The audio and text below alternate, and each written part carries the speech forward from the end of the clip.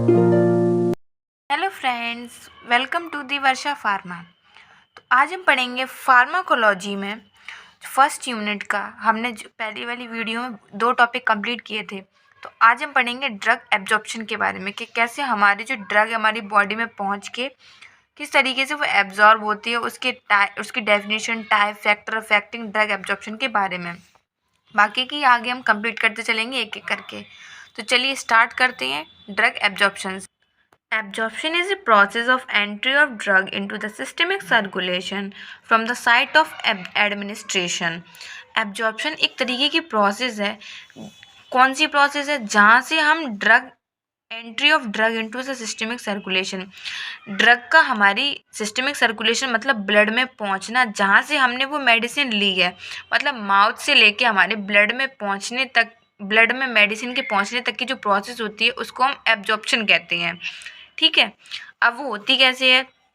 Okay, mouth, जैसे drug है, हमने माउथ से ली, माउथ से पहुंची स्टमक में, स्टमक से पहुंची लिवर में, लिवर से वीन्स में, फिर राइट हार्ट में पहुंची, फिर लंग्स में, फिर लेफ्ट हार्ट में, और हमारे डिफरेंट ऑर्गन्स में जहाँ उसकी नीड होगी वो वहाँ पे अपना एक्शन शो कर देगी।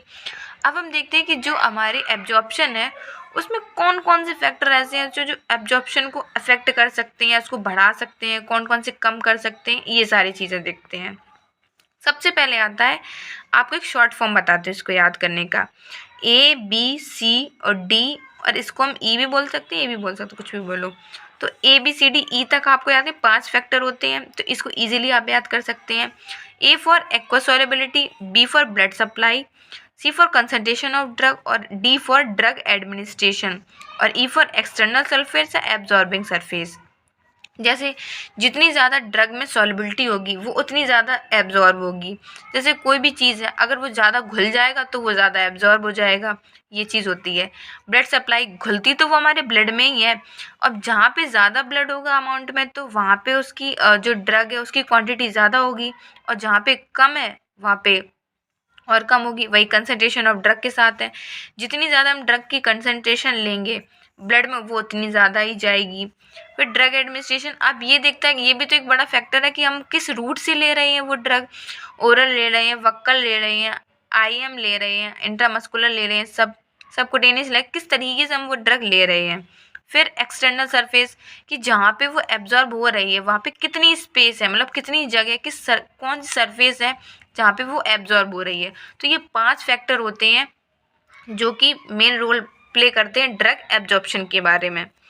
आप पढ़ते हैं फार्मास्यूटिकल्स, मतलब उसकी फॉर्मुलेशन है वो भी तो अफेक्ट कर सकती है कि किस फॉर्मुलेशन से वो बनी है, उसका डिसइंटीग्रेशन क्या है, डिसोल्यूशन क्या है, पार्टिकल साइज़ क्या है, मतलब किस साइज़ की है वो, टैबलेट है या तो टैबलेट के हिसाब से। ठीक है, फिर ड्रग फैक्टर, वो लिपिड सॉल्युबिलिटी है या नहीं है, pH क्या है उसका, आयोनाइजेशन कितनी है। फिर आता है बायोलॉजिकल फैक्टर, उसमें सरफेस एरिया कितना है, स्मॉल इंटेस्टाइन जैसे हमारे बॉडी में स्मॉल इंटेस्टाइन का सरफेस एरिया कितना है, वो कितनी जगह पहुंच पा रही है, किस तरीके से एब्जॉर्ब हो पा रही है, ये सारी चीज़ें। ओके, फिर गैस्ट्रिक एम्पिटिंग टाइम, कि हमारा जो गैस्ट्रिक फ्लूइड है वो कितनी देर में खाली हो जाता है, वो भी तो एक बड़ा सा फैक्टर है। फिर प्रेजेंस ऑफ फूड, अगर उसमें फूड होगा तो वो इजीली एब्जॉर्ब हो जाएगी। डिसीज़ क्या है, आपको फर्स्ट पास मेटाबॉलिज्म हुआ है कि नहीं हुआ। फर्स्ट पास मेटाबॉलिज्म ये होता है कि जो हम ड्रग लेते हैं वो लिवर से जब वो पास आउट हो जाती है, लिवर तक पहुंच जाती है, तो उस पूरे प्रोसेस को कहते हैं first pass metabolism.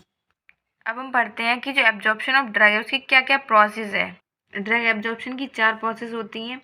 First, passive diffusion, active transport, facilitated diffusion, pinocytosis और फैगोसाइटोसिस। इसको हम पूरे को बोलते हैं एंडोसाइटोसिस। अब हम इसको एक फ्लो चार्ट के थ्रू पढ़ते हैं। पैसिव, एक्टिव और facilitated, drug moves from higher to lower concentration. Passive diffusion में क्या होता है कि जो हमारी ड्रग है वो हाई से लो कंसंट्रेशन की तरफ मूव करती है, जिसमें हमें कैरियर मॉलिक्यूल नहीं चाहिए होता है, क्योंकि जैसे विद द फ्लो चल रहे हैं। अब जैसे कोई भी, फॉर एग्जांपल ये नदी है, ये बह रही है, अब इस तरीके से ये बह रही है इस साइड। ठीक है, अब ये हाई है, ये लो है, तो हाई से लो तो हम इजीली चले जाएंगे, किसी की ज़रूरत भी नहीं पड़ेगी, हमें एनर्जी की भी ज़रूरत नहीं पड़ेगी। फॉर एग्जाम्पल ढलान पे चढ़ते हैं, ऊपर से नीचे आओ तो हम अपने आप पैरा हमारे चलते हैं वैसे ही, लेकिन ये स्लो प्रोसेस होती है। ठीक, अब एक्टिव ट्रांसपोर्ट क्या होता है?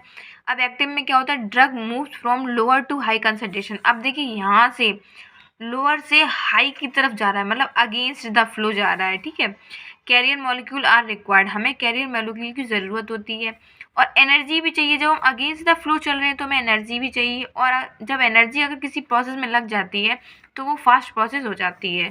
फिर हम पढ़ते हैं फैसिलिटेटेड डिफ्यूज़न। इसमें क्या होता है? ड्रग मूव करती है हाई से लो कंसंट्रेशन की तरफ। कैरियर मॉलिक्यूल भी इसमें चाहिए होता है, ठीक है, और एनर्जी नहीं चाहिए होती है बट इसमें, और it is a fast process, और ये बहुत जल्दी फास्ट प्रोसेस होती है, ठीक है। अब हम पढ़ते हैं पिनोसाइटोसिस और फैगोसाइटोसिस। पिनोसाइटोसिस का फॉर एग्जांपल आप ये देख लीजिए कि पिनो का मतलब होता है पीना, फैगो का मतलब होता है खाना।